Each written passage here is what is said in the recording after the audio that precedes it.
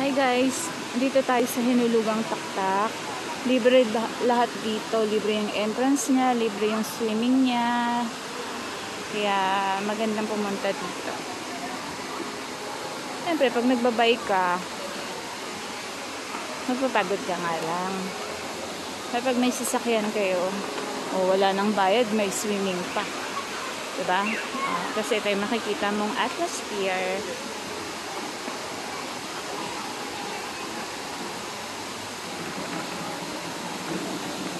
Tapos eto si Buday. Tapos ayan yung makikita mo dito. Lakad-lakad ka.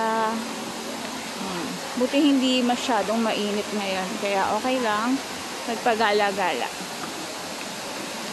Well, that's it for now guys. Goodbye.